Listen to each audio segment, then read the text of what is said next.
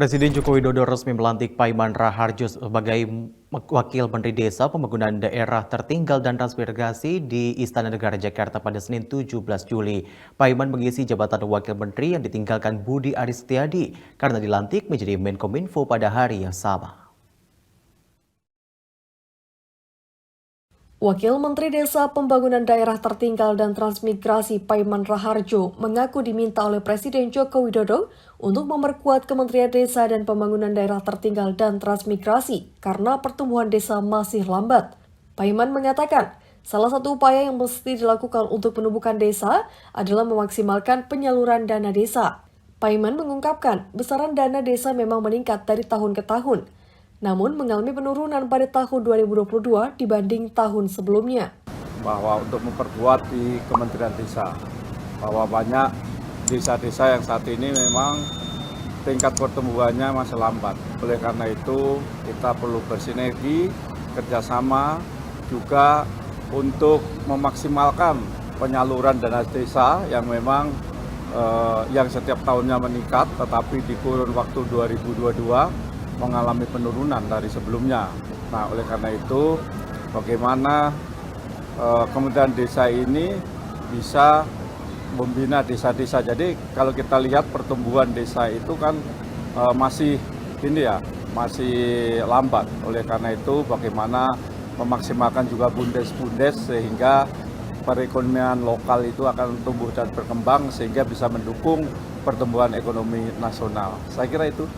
Menurut Paiman Raharjo, Kementerian Desa dan Pembangunan Daerah Tertinggal dan Transmigrasi harus ikut membina desa-desa agar mampu untuk tumbuh. Paiman pun mengaku akan segera berkoordinasi dengan Menteri Desa dan Pembangunan Daerah Tertinggal dan Transmigrasi, Abdul Hakim Iskandar, untuk membahas tugas-tugas yang akan diembannya kelak. Fania Genia, Fauzi Irawan, Garuda TV melaporkan dari Jakarta.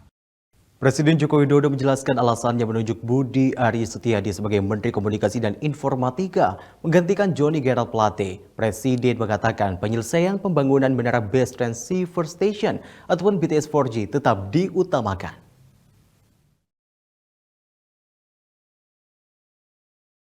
Presiden Jokowi menjelaskan alasannya menunjuk Budi Aris Setiadi sebagai Menteri Komunikasi dan Informatika menggantikan Johnny Gerald Plate. Presiden mengatakan penyelesaian pembangunan Menara Base Transceiver Station atau BTS 4G tetap diutamakan, sehingga penyelesaian proyek BTS 4G menjadi tugas dari Budi Ari.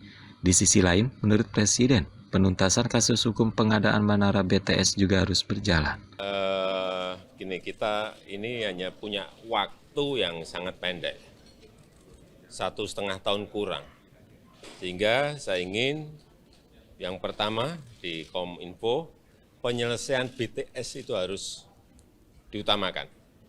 Penyelesaian hukum silahkan berjalan, kita hormati proses hukum, tetapi penyelesaian BTS-nya juga harus tetap berjalan. Karena nanti menyangkut pelayanan kepada masyarakat, terutama di daerah-daerah terdepan dan tertinggal. Jangan sampai kita sudah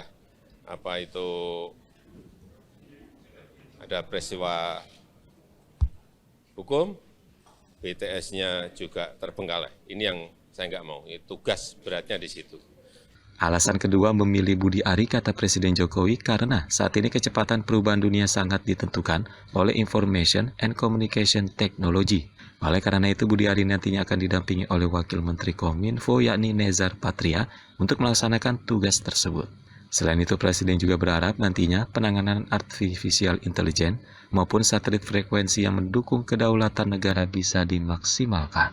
Fani Agnia, Fauzi Irawan, Garuda TV melaporkan dari Jakarta.